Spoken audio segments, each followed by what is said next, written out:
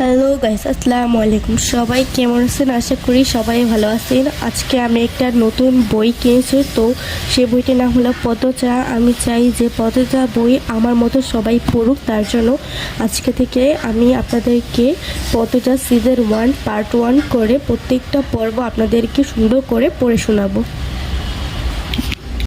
দর দর করে ঘামছে ফাহিমা, ক্লান্তিতে শরীর ভেঙে পড়ার উপক্রম।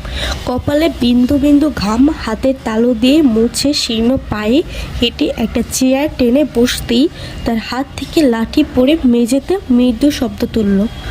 লাঠি তোলার আগ্রহ কিংবা শক্তি কোনোটাই পেল না। চেয়ারে ভার ছেড়ে দিয়ে চোখ বুজল। ফাহিমার অত্যন্ত দক্ষ হাতে শক্তিশালী বাহু, পুরুষের মতো উচ্চতা তার। জিজ্ঞাসাবাদের দায়িত্ব পালনে সে শতভাগ সফল। আসামির মুখ থেকে কথা বের করতে, যে কোনো কিছু করতে বদ্ধপরিকর সে। বড় বড় রাঘব বোয়ালরাও তার সামনে টিকতে পারে না। অপরাধীরা তার হাত থেকে বাঁচার জন্য ভেতরের সব কথা উগরে দেয়নি, এমন ঘটনা কখনো ঘটেনি। অথচ আজ 5 দিন যাবৎ একটি অল্প বয়সী মেয়ে তার হেফাজতে থাকা সত্ত্বেও মুখ দিয়ে টু শব্দ করেনি। শারীরিক মানসিক কোনো নির্যাতন বাকি রাখা হয়নি, তবুও তার আর্তনাদ কেউ শুনতে পায়নি। যেন একটা পাথরকে লাগাতার পেটানো হচ্ছে, আর জীবনে নেই ব্যথা, নেই একটি জর্জরিত মানুষ। একটি পাথরের রক্ত ঝরে, কিন্তু জবান খোলে না। ফাহিমা দীর্ঘ শ্বাস ছেড়ে চাপা আক্রোশ নিয়ে মেয়েটিকে শাসালো। শেষবারের মতো বলছি, মুখ খোল। মেয়েটি তার থেকে 2 হাত দূরে চেয়ারে বাঁধা অবস্থায় ঝিমুচ্ছে। 1 মিনিট 2 মিনিট করে 10 মিনিট পর হয়ে গেল, কিন্তু মেয়েটির থেকে কোনো জবাব পেল না। ফাহিমা হতাশা বোধ করছে। চারপাশে থমথমে নীরবতা। মেয়েটি কি নিঃশ্বাসও নেয় না? নীরবতা ভেঙে যায় বুটের ঠকঠক শব্দে। উপস্থিত হয় ইন্সপেক্টর তুষার। তাকে দেখে ফাহিমা উঠে দাঁড়ায়, স্যালুট করে। তুষার পেশাদারি কণ্ঠে প্রশ্ন করে, কী অবস্থা? ফাহিমা নিজের ব্যর্থতা প্রকাশ করার সঙ্গে 4 দিনের বর্ণনা দেয়। তুষার বহুদর্শী চোখে মেয়েটিকে দেখল, তার চারপাশে ঘুরতে ঘুরতে ফাহিমাকে বলল, আপনি আসুন। রিমান্ডে আসামিকে বিভিন্ন নির্যাতনের মাধ্যমে জিজ্ঞাসাবাদ করার ব্যাপারটা ফাহিমের কাছে বিপুল উপভোগ্য, কিন্তু এই প্রথম যে কখনো দায়িত্ব থেকে পালাতে চাচ্ছে। ফাহিমা হাফ ছেড়ে বেরিয়ে যায়। তুষার একে চেয়ার টেনে মেয়েটির সম্মুখ বরাবর বসে। ঠান্ডা গলায় বলে, আজই আমাদের প্রথম দেখা। সামনে মানুষটা যেভাবে ছিল সেভাবেই রইল, কিছু বলল না, তাকালোও না। তুষার বলল, মা বাবাকে মনে পড়ে? মা বাবার শব্দ দুটি যেন নিস্তব্ধ তীরে সমুদ্রের ঢেউ নিয়ে আসে। মেয়েটি নড়ে ওঠে, চোখ তুলে তাকায়। তার অপূর্ব গায়ের রং, ঘোলাটে চোখ, কানা ঠোঁট থেকে রক্ত ঝরছে। চোখের চারপাশে গাঢ় কালো দাগ। এই নতুন নয়। মুখের এমন দশা রিমান্ডে আসা সব আসামিরই হয়। তুষার মুখে প্রকাশভঙ্গি ভাগের অবস্থানে রেখে পুনরায় প্রশ্ন করল, মা বাবাকে মনে পড়ে? মেয়েটি বাধ্যের মতো নাতা পারে। মনে পড়ে। তুষার কিছুটা ঝুঁকে এলো। মেয়েটির দৃষ্টি জোরে তুষার পেশাদারি কণ্ঠে প্রশ্ন করে, কী অবস্থা? ফাহিমা নিজের ব্যর্থতা প্রকাশ করার সঙ্গে 4 দিনের বর্ণনা দেয়। তুষার বহুদর্শী চোখে মেয়েটিকে দেখল, তার চারপাশে ঘুরতে ঘুরতে ফাহিমাকে বলল, আপনি আসুন। রিমান্ডে আসামিকে বিভিন্ন নির্যাতনের মাধ্যমে জিজ্ঞাসাবাদ করার ব্যাপারটা ফাহিমের কাছে বিপুল উপভোগ্য, কিন্তু এই প্রথম যে কখনো দায়িত্ব থেকে পালাতে চাচ্ছে। ফাহিমা হাফ ছেড়ে বেরিয়ে যায়।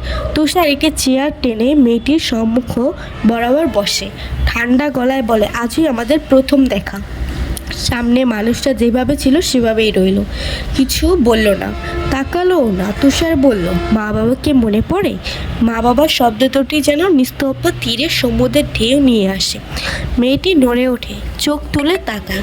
তার অপূর্ব গায়ের রং, ঘোলাটে চোখ, কানা ঠোঁট থেকে রক্ত ঝরছে। চোখের চারপাশে গাঢ় কালো দাগ। এই নতুন নয়। মুখের এমন দশা রিমান্ডে আসা সব আসামিরই হয়। তুষার মুখে প্রকাশভঙ্গি ভাগের অবস্থানে রেখে পুনরায় প্রশ্ন করল, মা বাবাকে মনে পড়ে? মেয়েটি বাধ্যের মতো নাতা পারে। মনে পড়ে। তুষার কিছুটা ঝুঁকে এলো। মেয়েটির দৃষ্টি জোরে নীলছে যন্ত্রণা। তুষার তার হাতের বাঁধন খুলে দেয়। নির্বিকার ভঙ্গিতে প্রশ্ন ছিল, নাম কি? মেয়েটির নাম সহ খুঁটিনাটি সবই জানে তুষার, তবুও জিজ্ঞাসা করলো। তার মনে হচ্ছে অপর পক্ষ থেকে উত্তর আসবে। তার ধারণাটা সত্য প্রমাণ করতে ভারাক্রান্ত কণ্ঠে মেয়েটি নিজের নাম উচ্চারণ করলো। পদ্ম। আমি পদ্মজা। পদ্মজা চৈতন্য হারিয়ে হেলে পড়ে তুষারের ওপর। তুষার দ্রুত তাকে বাহুডোরে আটকে ফেল। উঁচু কণ্ঠে ফাহিমাকে বলল, ফাহিমা দ্রুত আসুন। 1989 সাল। সকাল সকাল রোহিত ঘটকের আগমনে হেমলতা বিরক্ত হন। তিনি বহুবার পই পই করে বলেছেন, পদ্মর বিয়ে আমি এখনই দেব না, পদ্মকে অনেক পড়াবো। তবুও রশিউদ্দিন প্রতি সপ্তাহে নতুন নতুন প্রস্তাব নিয়ে আসে। হেমলতার কথা হচ্ছে, মেয়ের বয়স আর কতই হলো, মাত্র 16। শামসুল আলমের মেয়ের বিয়ে হয়েছে 24 বছর বয়সে। পদ্মর বিয়েও তখনই হবে, ওর পছন্দ মতো। হেমলতা রশিদকে দেখেও না দেখার ভান ধরে মুরগির খোয়ারের দরজা খুলে দিলেন। রশিদ এক থলা থুতু উঠানে ফেলে হেমলতার উদ্দেশ্যে বলল, পুচ্ছ পদ্মমায়, এইবার যে পাত্র আনছি একেবারে খাঁটি হীরা। হেমলতা বিরক্ত ভরা কণ্ঠে জবাব দিল, আমি কি আমার মেয়ের জন্য আপনাকে পাত্র নিতে বলেছি? তো বারবার কেন এসে বিরক্ত করছেন?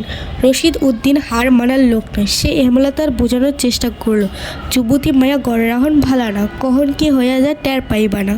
মেয়েটা তো আমাকেই বুঝতে দিন। রশিউদ্দিন উপস্থিত যে তিনি নিতে পারছেন না তা স্পষ্ট।